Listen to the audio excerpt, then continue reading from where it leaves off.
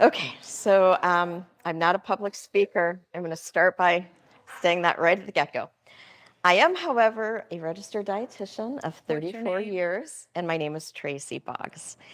And I have been on this long journey of not the best health since I was 14 years old. Um, I had my first kidney stone at 14. And I dietitian all these years, and I've always been on the fringe of the practice field and always open to new ideas. And I was doing keto long before people were doing keto. Um, I have been advocating for natural health. I raised my kids on homeopathy, so I've always been on the fringe.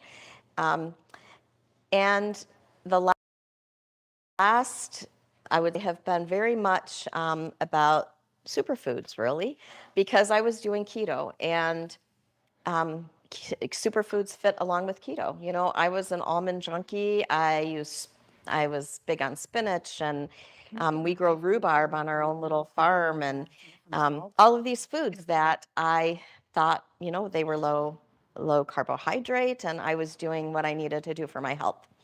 And I have kidney stones or have had them surgically removed. And in and out of the hospital, traveled, and I could not figure out why I was not healthy. Should be doing everything right. And a month ago, my friend Jessie Essig sent me an email and said, "You need to read this book." And so she sent me a book by Sally Norton called Toxic Superfoods. Mind blown. And I said, "This is it. I'm done. I am not living an unhealthy life anymore." And it has been life-changing for me. That's why I'm at this retreat, really. And so I'm going to introduce Sally and let her change your lives like she's changed mine.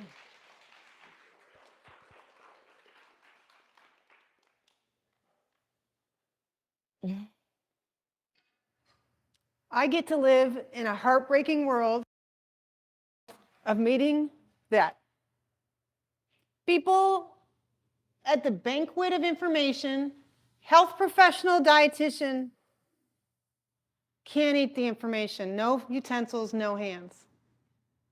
We don't have the information, we don't have access to information we need to avoid 45 years of suffering, 200 kidney stones.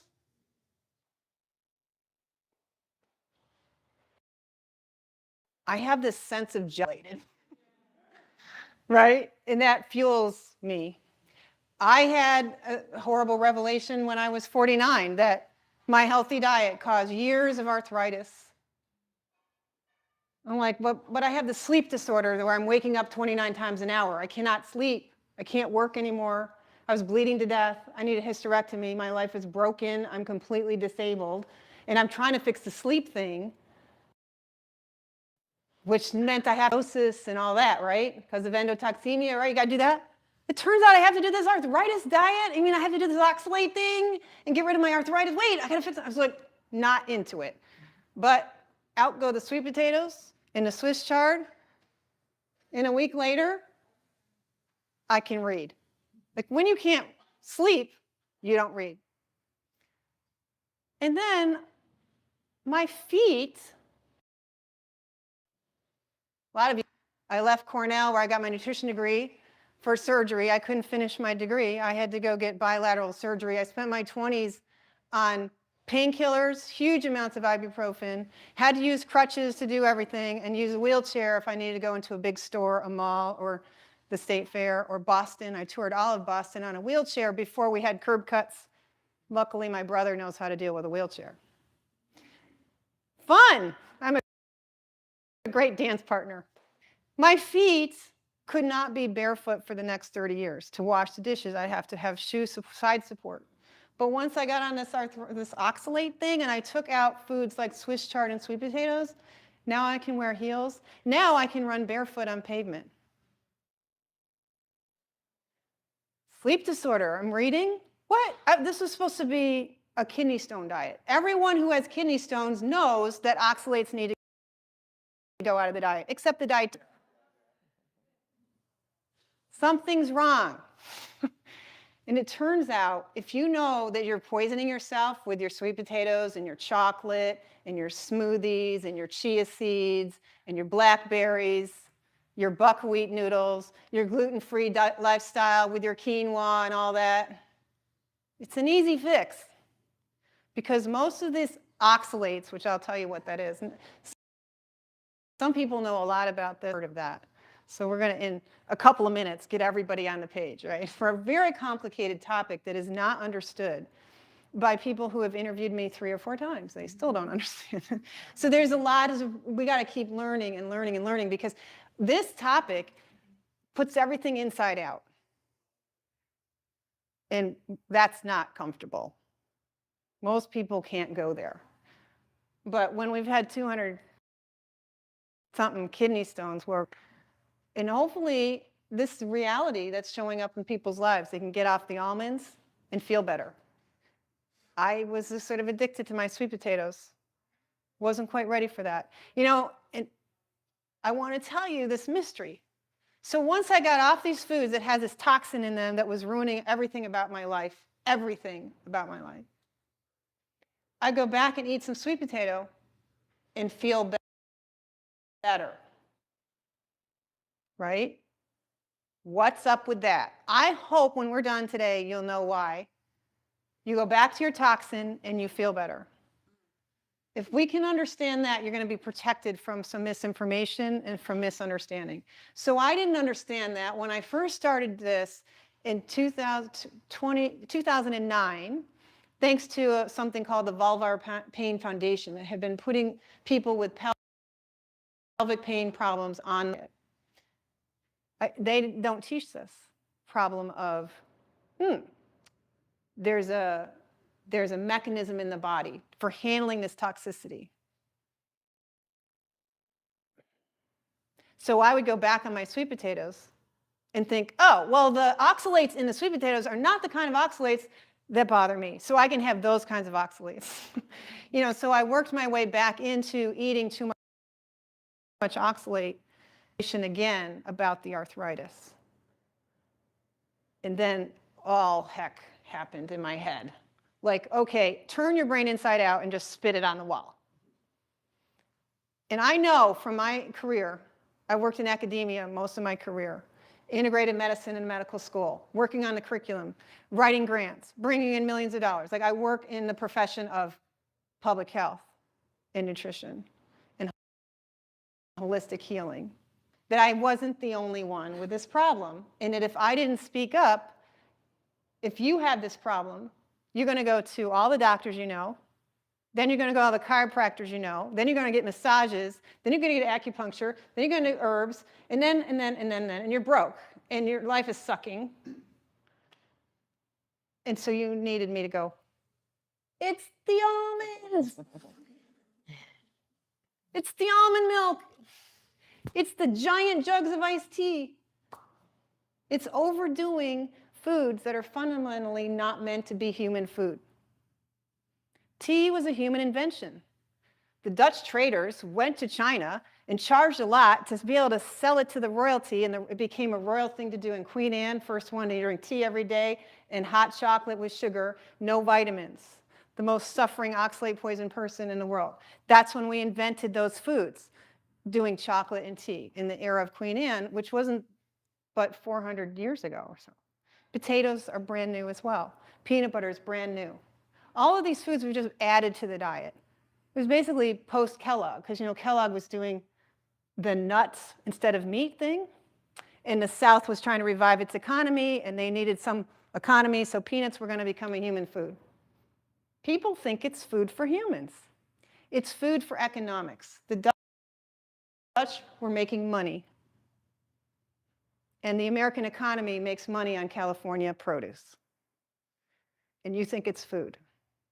It's economics. So that's a whole other talk. What you need to know is, what is oxalate? How many of you knew what an oxalate was a year ago? Well, I did. 10% from. Thank you for listening. Friends are better than family. Oxalate is this natural chemical that's easily made. It's a degeneration product of oxidation, right? Vitamin C, plants make vitamin C to create oxalic acid, a little tiny acid with 2 carbons and 4 oxygens. That's a really weird ratio, all that oxygen. And it has this charge on it, and it grabs minerals. And if it grabs calcium, it becomes calcium oxalate, which is the ingredient in a kidney stone. In order for you to build a kidney stone, you must have oxalate. Where does oxalate come from? Your food. 50% or more. If you don't eat a high oxalate diet, 50% of the oxalate in your urine that can become stones is coming straight from the oxalic acid made in the plants you're eating. It's only in plant foods. And then there's this quote, what they call endogenous production, where the liver and a few other cells create oxalate in the body. And the main thing that is the fuel that becomes oxalate inside the body is what? Who knows? Vitamin C.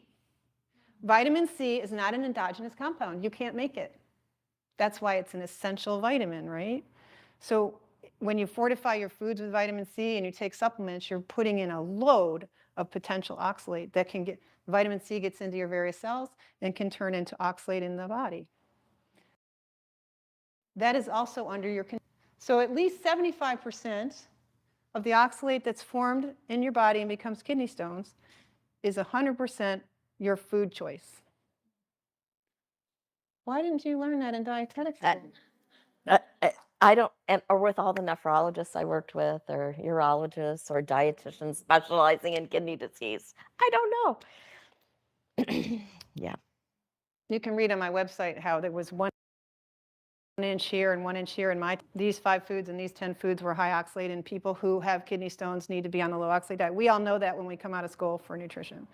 But there's this whole wave, a cultural wave, embracing plants as the miracle of health. And everybody's on this big plume of air, like little fluffs of dandelion, being pulled, sucked into this mentality without any real facts behind it. The facts are, you get off of some of these plant foods, you get rid of the dark chocolate and the nuts and the sweet potatoes and the spinach and the chia seeds, and what happens? You feel a whole lot better, right? There's truth right before your eyes. Cannot kill truth. So you guys carry this candle of truth, and you need to do it informed. Oxalate is probably the most revolutionary about, because it's a great opportunity to really witness true truth, where you can't argue with it, but you can, and people do try, and they're going to misinform you. So one of the things you have to know about the oxalic acid and the oxalate crystals. See, when it forms these salt crystals, so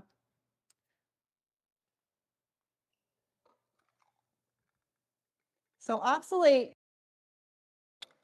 becomes calcium oxalate and things like that, and it forms like salty little crystals.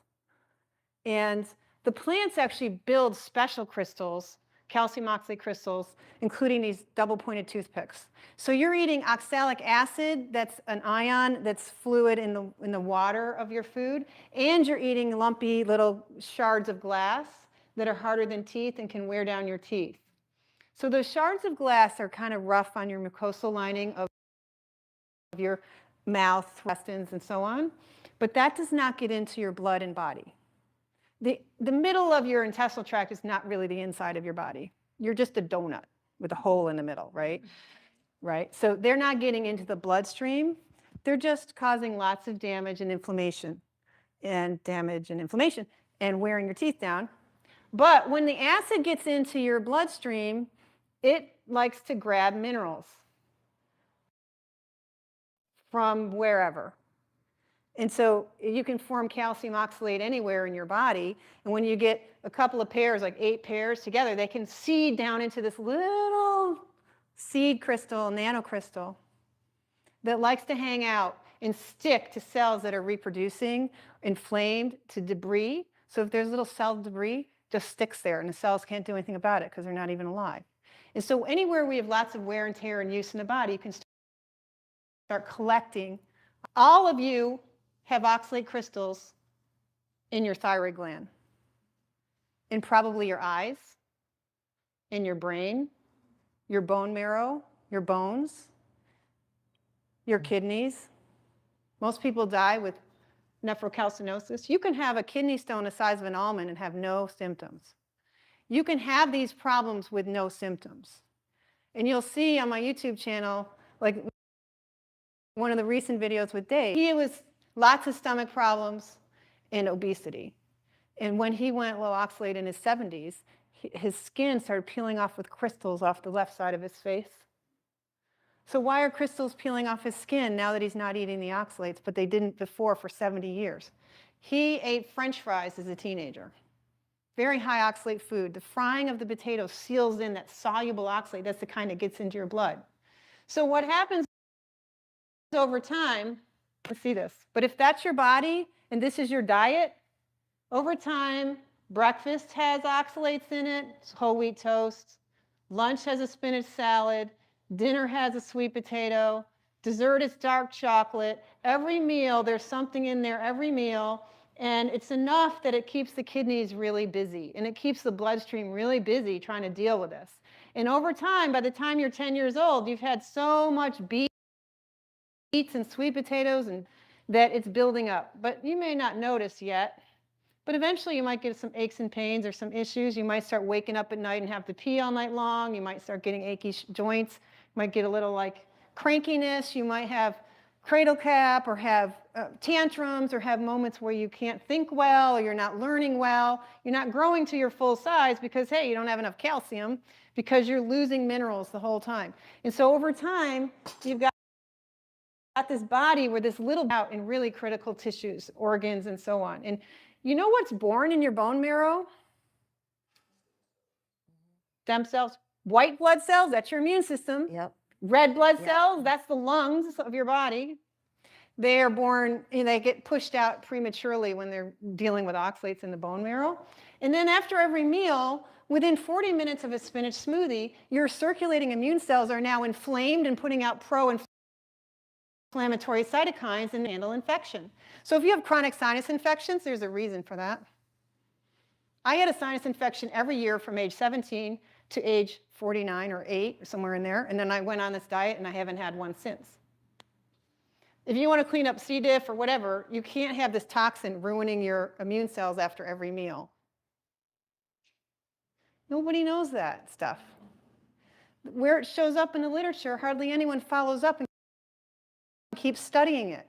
In 1842, when it first got a name, when you ate too much oxalate, certain people would get sick when they ate too much oxalate.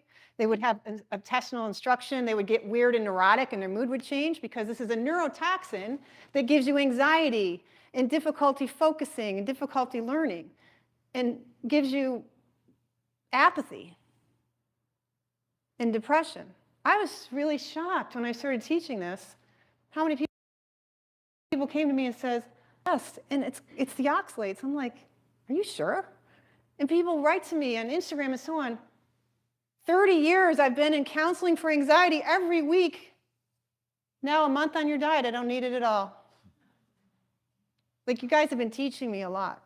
And the truth is, every cell in your body does not like to be poisoned, and it doesn't like to be deficient in its electrolytes. But oxalate is doing that to the cells. It ruins the structures. It sits on critical metabolic enzymes, and it undermines the cell function. It produces a lot of oxidative stress, which turns on inflammation, which turns on chronic diseases. Now you're full of inflammatory crystals. Crystals, immune cells have to deal with you being poisoned with crystals. And now you've got to get it out. So now you're not eating oxalate anymore because you've wised up. And so the body's like, okay, let's get rid of this stuff. So now it's got to come out. Our skin just said, all right, we're just pushing this out. So he had it somewhere in his face, and it's coming out of his skin. A lot of us it's coming out in our urine. That's the main route of exit. The body does not metabolize oxalate. The body excretes oxalate. It manages oxalate. It has to sequester or hold on to oxalate when you're eating it all the time. And when you quit eating it, give it 3 days. and the hallways empty out. Like normally there's lots of oxalate traffic coming in, meal after meal after meal. Keeps everybody busy. It keeps the vascular system inflamed. It keeps your capillaries unhappy, starts ruining your vision and your mood. But 3 days without it, the body's like, hey guys, here's a break, here's a break. Sneak some out. Okay, kidneys, get rid of it. Okay, get rid of it. And you start unloading the oxalate. So back it comes from sitting in your tissues back into the bloodstream, which is tricky. The body somehow knows how to do that at a level that won't kill you. But if you do it wrong, it could get pretty dicey if too much of this stuff starts moving around.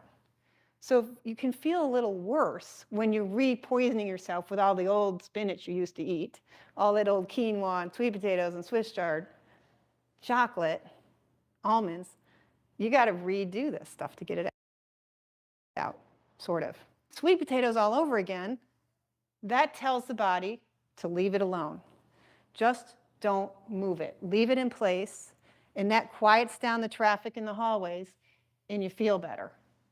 So there's this sequestration. I have to hold on to all the oxalates you're eating. Body's like, okay. Holding. And then you quit eating it, and it's like mobilization. We're getting it out of the eyes, out of the bone marrow, out of the kidney, a little toxic. You eat some more, put it back into, okay, we'll hold it. And so it gets confusing because, oh, I can eat oxalates now. Because now you know to not eat the worst offenders. The very worst things are the almonds, the spinach, the Swiss chard. And almond milk and these sort of watery magic things we do now, everybody's got to suck something out of a bullet and a juicer and this and that. Everything's got to be watery, right? Liberates that oxalate and makes it quickly bioavailable. Tea isn't really that much oxalate, but it's so watery and available, instant hit. So you can use tea to feel better. If you start mobilizing your oxalate because you went so low, you can have a cup of tea and feel better. So this is something to understand, that you're loaded with a toxin, and it's kind of a life sentence for some of us who did it for too long, and it's manageable. But what did we say in the process of not knowing? Why do we have to wait till we're broken to stop poisoning ourselves? Right now, it takes the broken person to listen. And even then, as we've talked about over and over again, they have to want it. So I'm just saying, look what it did to me, my life. I promise you. You want a better life. She deserved a better life. And you guys are going to help us make that happen. There are too many families who are trying to have children, eating the healthy vegan diet, and the girls and women are eating a lot of almonds and chocolate and spinach. They're trying to get pregnant. They're loading up on it. Their dietitian relatives, dietitian relative, tell us about the family plan. Yeah, so I'll tell this one. Sally's the first person I've told this to. So my oldest daughter, had a baby a year ago, December, and she was a gestational diabetic. And of course, initially we wanted to prevent her having to go on insulin. So I'm like, how lucky are you to have a mom, right? Because I'm all about keto. So I took it upon myself and I put her on a very strict keto diet. We had her under 25 grams of carb a day. And we were really working hard to keep that, keep it under control so she didn't have to go on insulin. So she did. She had to go on 1 insulin shot a day. Then she had to go on 2. And so we were very rigid. I was giving her every superfood. I was making shakes. She was eating almonds. This was her life. Okay. Fast forward, I'm also a birth doula. So of all people who should have a handle, it should be me. So we went, the doctor called and said, something's wrong. I need you to come to the hospital and we're probably going to have to induce. This was 2 weeks before her due date. So we go to the hospital and they tell us she's spilling protein. protein we're going to induce, they induce labor, and things are moving along great, all is well, and the doctor comes in and checks her and says, you have a prolapse cord, we're immediately going to the OR. I won't get into it, very emotional as her mother, baby 50-50 chance at that point to survive, right? So we go through all of the trauma of the emergency C-section, baby's born, he's got respiratory issues, they life flight him to a children's hospital. Come to find out then to visit, and I'm with my daughter, my son-in-law's down at the children's hospital with the baby, and she says to my daughter, wow, your placenta was calcified,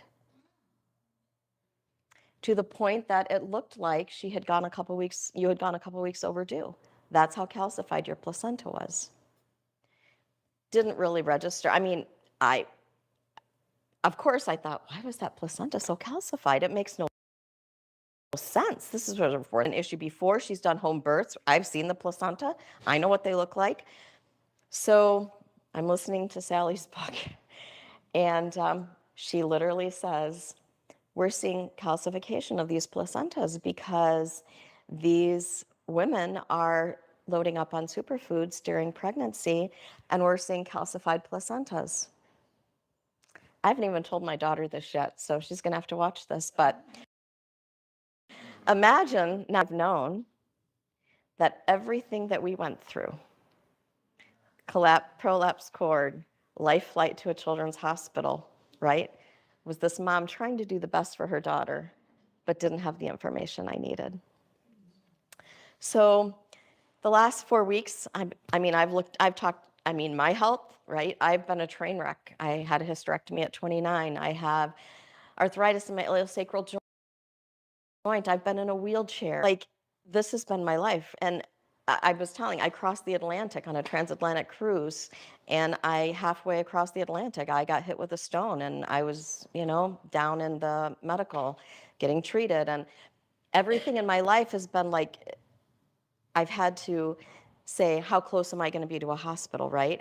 I can't be too far away because you never know what's going to happen. So my life has been driven by this. And now it's time. Like, I'm done. I'm done with this life. And not only am I done, but as a dietitian, like, my best years are coming. I turned 60 this year, right? And I'm like, now I'm on a mission. This is what my passion has become. Ooh.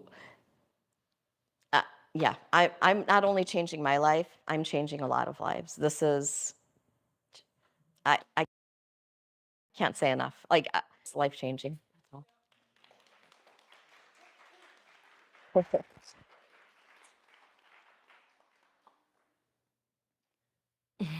Comedy, tragedy, and joy all rolled into one story, right? It's a lot. There are some people that are really, really sick, and some of them are ready for a lifeline. And hopefully we can do that with Toxic Superfoods, the book, which is available in 3 formats. I just came out with, or you guys who are professionals are going to be asked questions. You may want to have this in an ebook or whatever. This just came out on Wednesday, and has details and explains how to work with learning about the oxalate in foods. Most of you don't need that. Forget that. The Toxic Superfoods and the free stuff on my website will take you far. There's no huge investment in learning. But we do need, this is the moment. Pay attention. Pay attention to oxalates. There's a lot of dismissal available out there. There's a lot of misinformation available out there. It doesn't fit with all the jive, but none of you are listening to the jive anymore, right? So you guys are these revolutionaries who are going to help keep the grassroots alive. We're in trouble. The young vegan moms are producing some pretty difficult children. And if you listen to my YouTube channel, Christy shared the story of how when she was 9, she couldn't read. She couldn't learn 3-letter words. And now that she's low oxalate, she has no problem with her memory and learning. The degree to which human beings are retarding our potential for performance, intelligence, joy, growth, full size, we don't know, because we've been messing around with oxalate foods for 400 years or more. But really, when we got into like ideas, oh, you should have whole rice, brown rice. That's a brand new idea. Nobody did that. Whole wheat bread, that's just random. Chia seeds, really? Like, that's going to save the day? Really? Like, this is a great way to wake up. And if we can just turn over the fantasy that we can be saved by a superfood, then maybe we can get a little more serious about human health and nutrition. Fun for a change. Like, who wants to be a patient? Who's done being a patient? Right? How do we build a joyful human community? How do we build human potential? How do we take ourselves out of this era of crises? Start speaking some truth. And watch people come forward. I'm a witness to some really severe situations where people really just would, because literally oxalate is a poison that causes death. And somehow we manage to hang around just this side of death and be tortured, some folks. And they don't know what's doing it to them. She didn't know. But we've had this information for hundreds of years. But we choose like these ideas that, oh, there's phytonutrients in leaves. That's got to be great. Rather than the truth. Take away the toxin and good things start happening. How have you been feeling in the 3 weeks you've been doing low oxalate? I've been good. I was saying in her book, she talks about your oxalates like coming out of your eyes, and I had that happen. I had a couple weeks. Every day I woke up and my eyes were matted shut with grit. I'm like, I am losing oxalates. So it's been a process. So where in the body is the urine for sure? If you see cloudy urine, chances are that's crystalluria, which is lots of oxalate crystals in your urine. If you get gritty stools and burning rectum and like weird, you almost feel like you have a stomach bug, that's probably intestinal clearing of oxalates. You get extra tartar on the teeth, that's evidence that your blood levels of oxalate are high. The saliva glands concentrate oxalate 10 to 30 times the level that's in the bloodstream. So when the blood's up, the tartar level's up. So that might give you a sense that you're mobilizing into your bloodstream versus pushing it out of your skin like Dave does. There are a certain subset of people who push it out of their skin and all kinds of craziness happens. And one day they're like itching and peeling and bleeding and popping open, the next day they're fine. It comes and goes in cycles. The body's trying to manage this in cycles. Mucus coming up. Weird. Some people literally, the mucus will have little grit in it sometimes. All kinds of weird stuff. And if you got a lot of it in your brain, you may have a lot more of this eye gunk coming out. Or not. A lot of people can just feel better. A lot of people are like, yeah, this is good. My mood's better, my sleep's better, I'm fine. And then a year later, you know, my hips bother me for 6 weeks. And that goes away, and they don't think about that. But arthritis, the major cause of osteoporosis and arthritis is oxalate. And so as you're healing those joint spaces and those tissues, you get inflammation. And dig this out of your tissue. Who's digging this out of your thyroid gland and your bone marrow and your tendons? Who does that work? Your immune cells. They're the hazmat workers who come along and try to clean up your mess.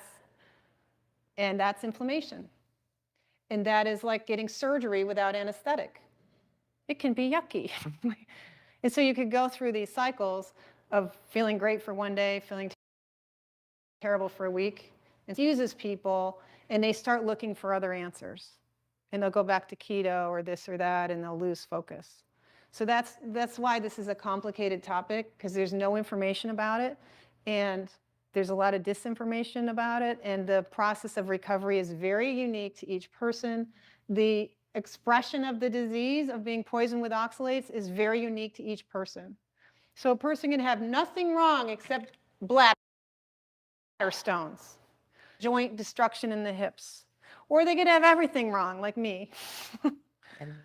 Brain doesn't work, joints don't work, fibromyalgia, fatigue, endometriosis, and so on. So it's really unique, and we have lots of evidence to back that up. Nothing that I say did I make up. I studied to figure this out. And I'm sharing with you years of research and tried to organize it in the book so that you can have a handle on this. Because there's now, we're in an international world. We have international interest in this topic. We have people in positions of influence in medicine and so on who are coming to the table. So I'm hoping that as a community, we're all ready to see this information never die again, because it got killed and killed and killed and ignored to death. And we're the victims of that. Standing for that anymore. We are not victims. Come here, girlfriend.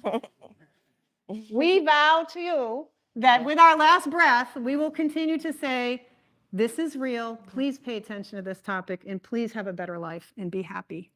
Yep, for sure.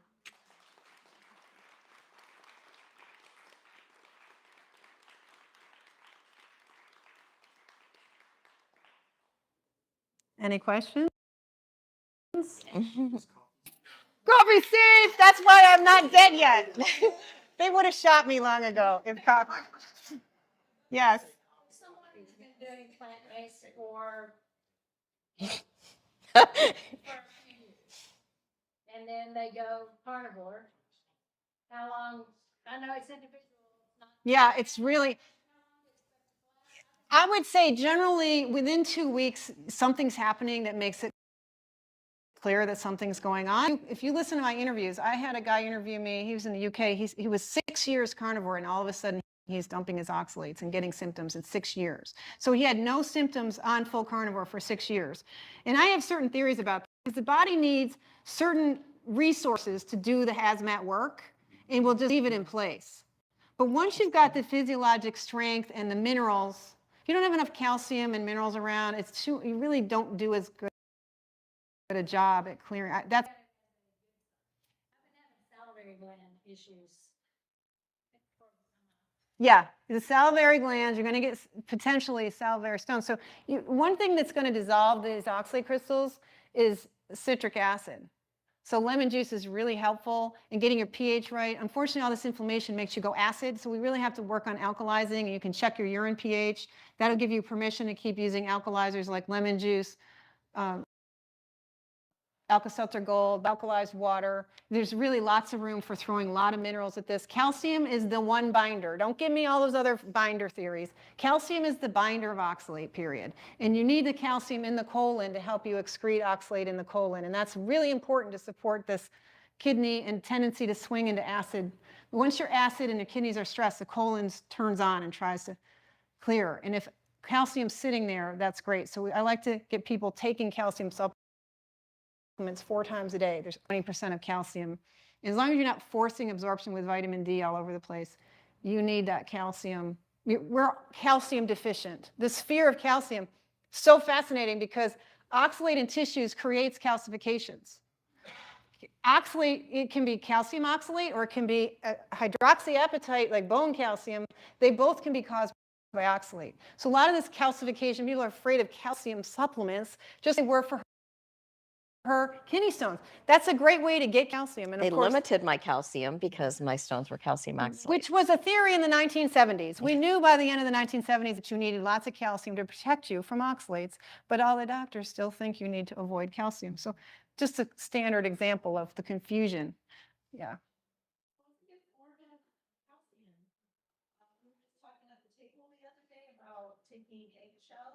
That's good.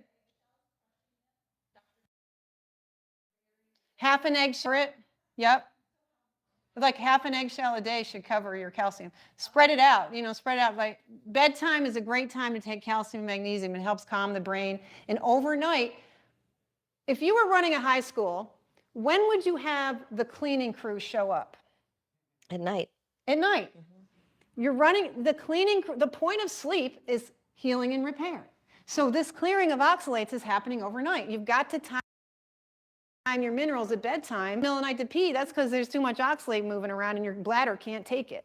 It's not because you drank too much water. It's because your urine is so toxic you have to pee. Nocturnal urination is a classic sign of oxalate poisoning. You should not have to pee overnight. But this hazmat workers, the janitorial staff is working hard overnight. So give them some calcium at bedtime. Again in the morning, and then you can do it again between meals during the day. Yeah.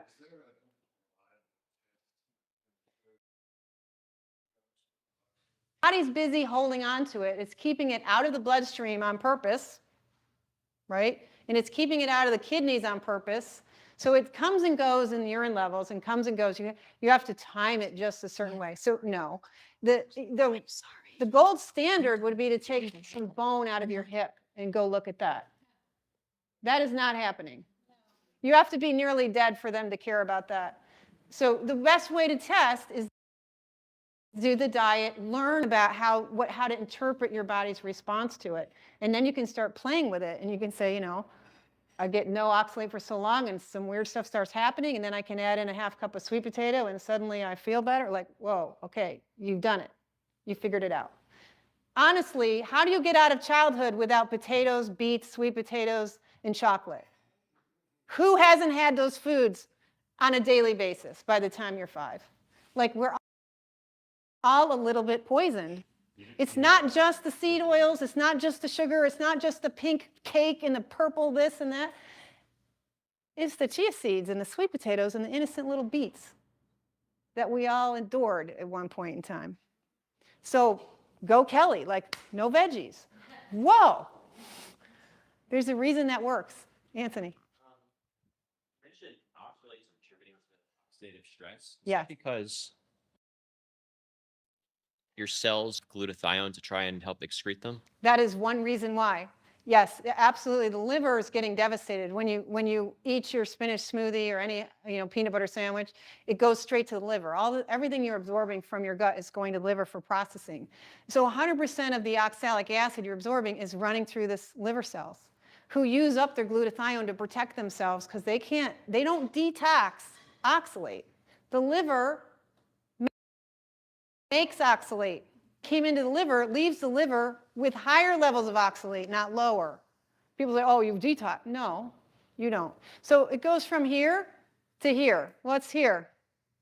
Your heart. So it goes liver, heart, lungs, heart, peripheral. That's where all that spinach oxalate is going, into your most critical organs.